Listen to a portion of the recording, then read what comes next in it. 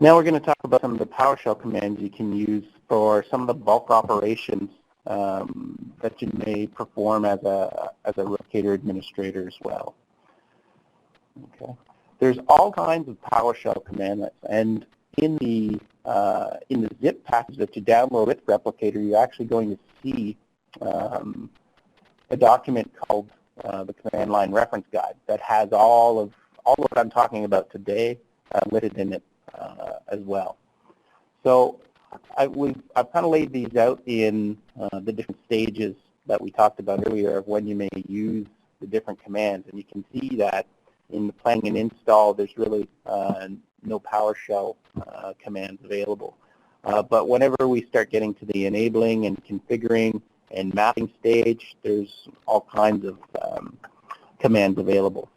So we've got under our enable, you can set up the web application, like that configure web application screen that we went through in the previous class. You can do that through PowerShell. So most of everything you can do in the GUI, once the install is completed, you can do using a PowerShell command as well.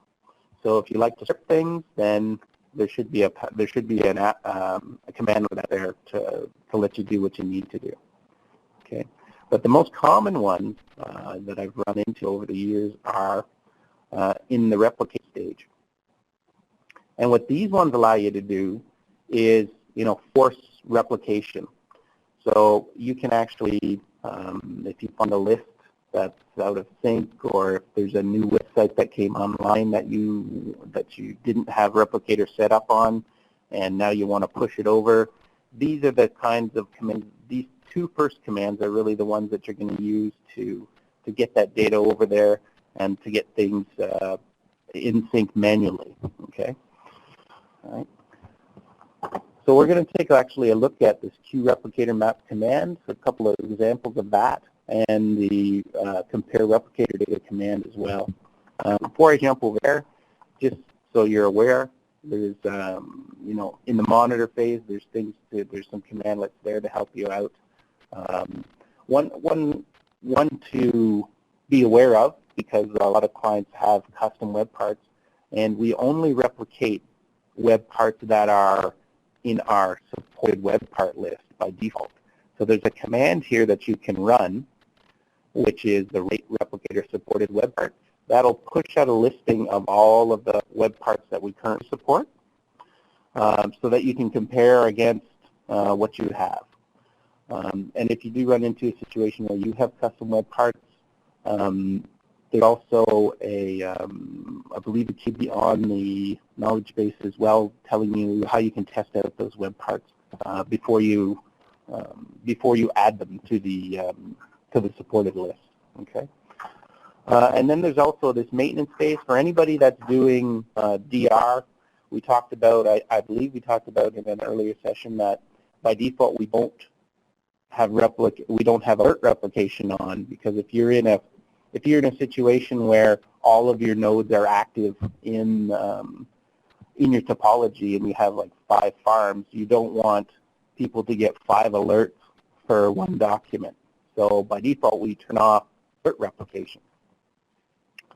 But for people using replication in a pure DR scenario where their DR server's not online, you probably do want to push those alerts over, so whenever that server comes online in a disaster scenario, that those alerts are there and will be set up. And to do that, there's commands, there's commandlets to basically start that process up. Okay, be aware of those. Those are the ones of note that I would remember. Okay, so let's switch over now to back to my screen here, back to my VM. We're going to go.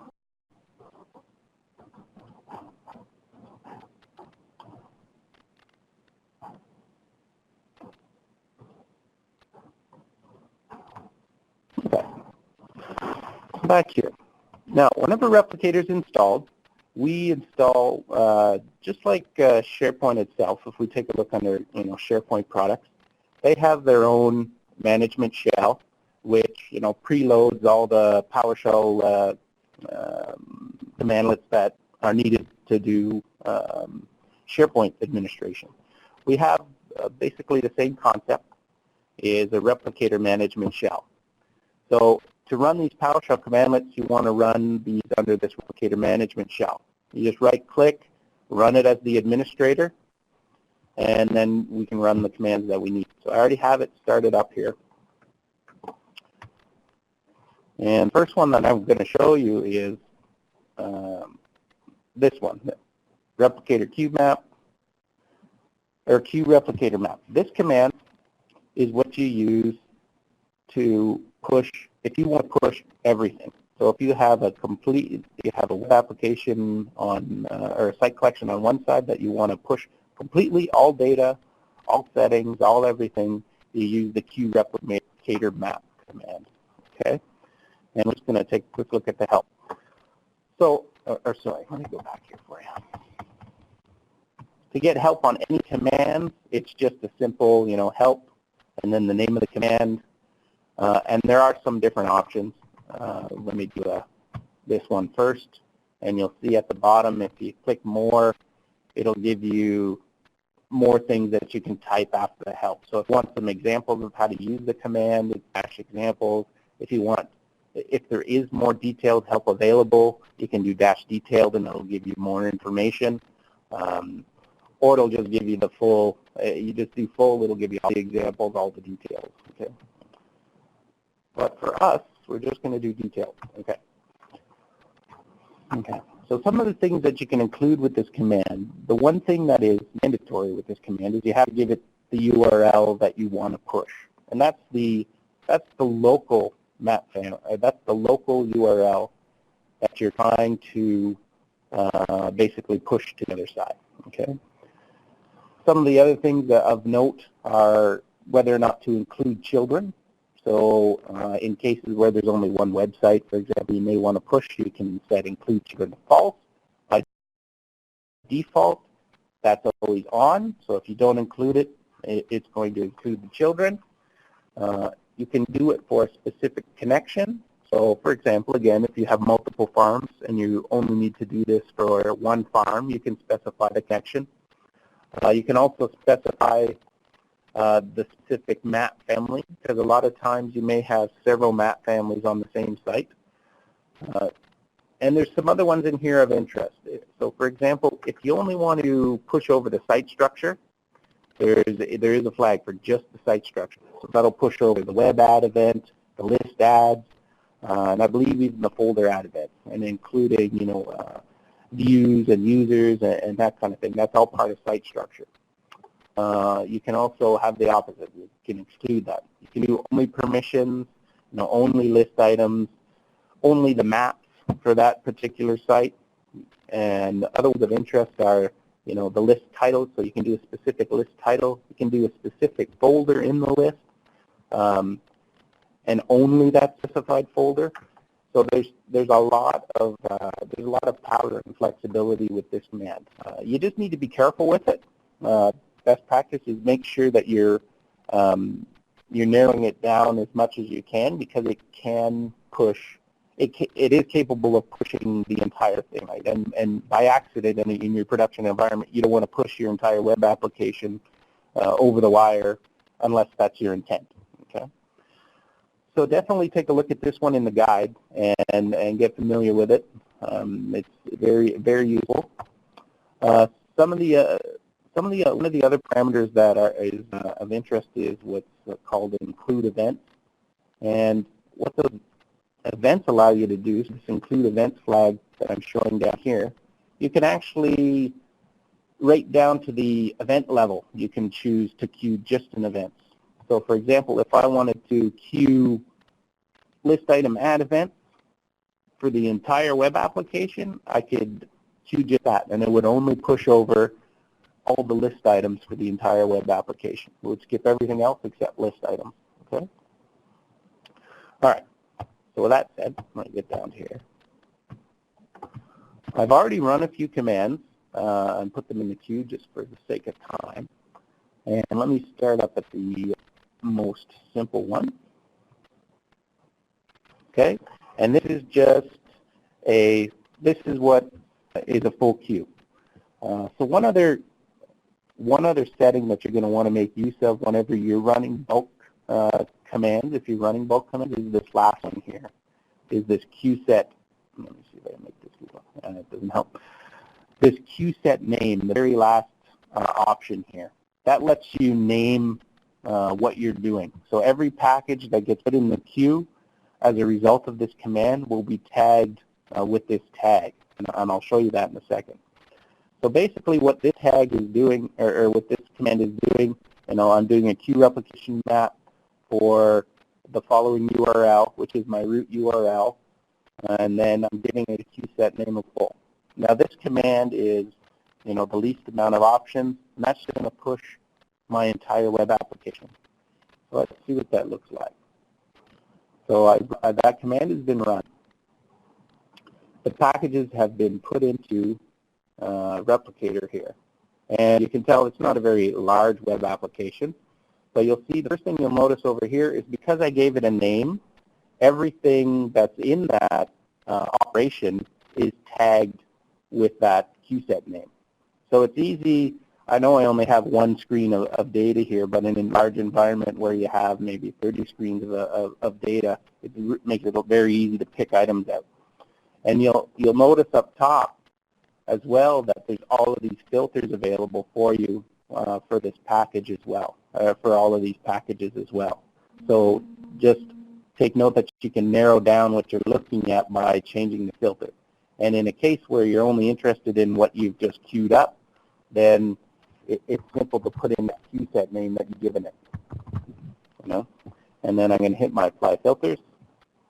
And then the only thing that's going to show up on my screen are what is in that queue set name. Okay. So that'll let me know, at a glance if everything's completed. The one good use of the packages page is it does give you, the final status. Once everything's done, this is basically the record of, what's been done. So the local statuses will change to complete. And the global statuses will show up as your active, completed, or error. And then you can actually click into each of these packages to find out, what happened with them. Okay. So that's the full queue. Let me reset the filters here. Okay, and I'm going to go back to my command prompt.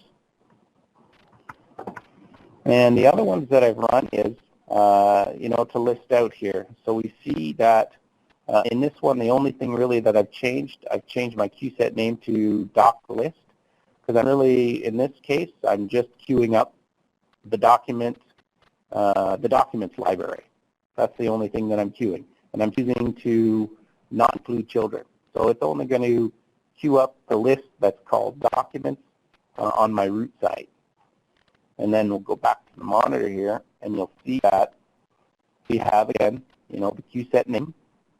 And then in that should just be things relating to the documents list, which it is. So you'll see there it is. The list event is documents, all the views related to that list, all the items related to that list. And if there's anything in the site navigation, that's related to that list, it's going to push those updates as well. Okay. And now let's go back to here real quick. In the last example is I wanted to do list item events only. So again, I changed my queue set name to document list items only, just as a good moniker. And then again, same list, documents list. I'm not including children again. And in this case, I'm just including events. And in the help, you're going to find the numerical value of the event that you're interested in. For list item add, it's 0. So we'll see dash include event is 0. Okay. So that generates another package, which is a doc list items only. And in that, we'll see the difference here that there is going to be some views that go across with it, because sometimes in Replicator we do send across events that you may not necessarily think are needed, but are needed to be able to apply the event properly on the destination. So why the views are going over with the list in this case. So see here the difference between the package previously and this package. There's no list add event. There's no site navigation update event. It's just the list item only. Okay. So that's in a nutshell what that command lets you do. Very powerful. So make sure that you've got the right arguments in there and you're only replicating what you need to. Okay. The one other one that we're going to talk about real quick is this compare replicator data. Now, compare replicator data, the only thing that it is capable of doing is comparing list item level information and whether or not those list items are in sync. Okay, and that includes folders. So what this, it's similar to that QMap command, but it only affects list items. So to keep in mind, you know, same thing, you need a URL here. You can decide whether or not to include children. So if I wanted to do a comparison of every site or every list in every site across my entire web application, I could start at the root and work my way down. Okay, I can do a specific list title. You know, you'll see some familiar options from the QMap. But the only difference here is it's list item level only. Okay. And 90% of the time, this is probably the one that you want to use over the QMap. Okay. So let's run that one real quick, and then we're going to jump back in the presentation real quick.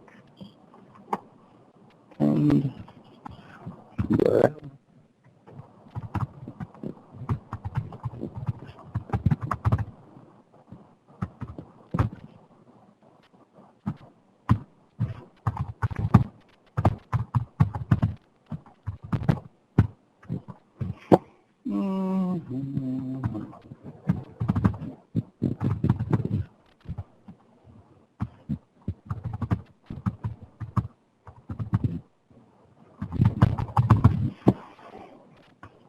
And I believe that's all we need here. Oh, type. Okay.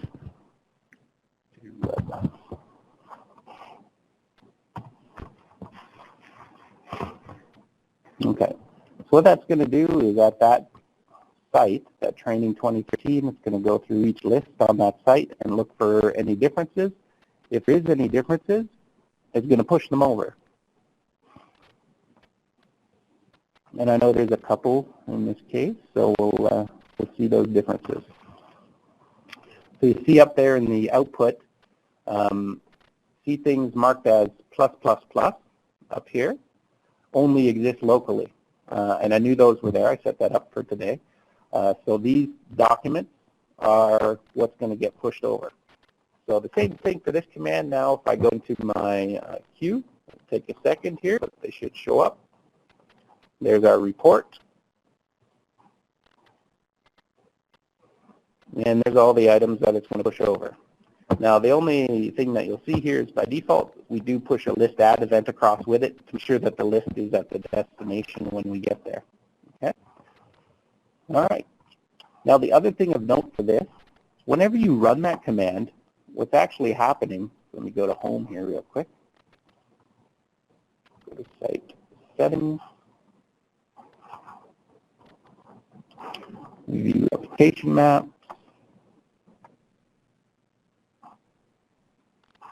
It's working on it.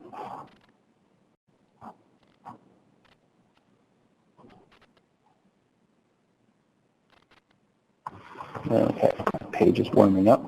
But what we're going to see in here is when I view the replication map, there is a bit of a GUI under here for doing this this reporting for lists. So if you have only one site you're working on and one list, you can do it if you navigate down to that site, go into the view map, and click on this Q link.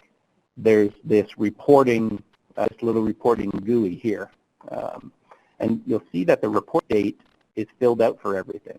Now that's because I ran that compare replicator data command in bulk in the background. So it actually went out and did the report for each one of these lists. If you don't need to do a bulk operation, if there's only one list, you can come in through the website, click the generate link right here, and then view the differences afterwards. So in our case, let's take a look at what's available here. So you see those are the same documents that showed up in the output of the command prompt. So you can do the same kind of thing through the GUI here. I can select all these documents, and I can choose to replicate those selected items from here as well. Okay. All right. So let's go back now to the slides. Ooh, excuse me, Adobe.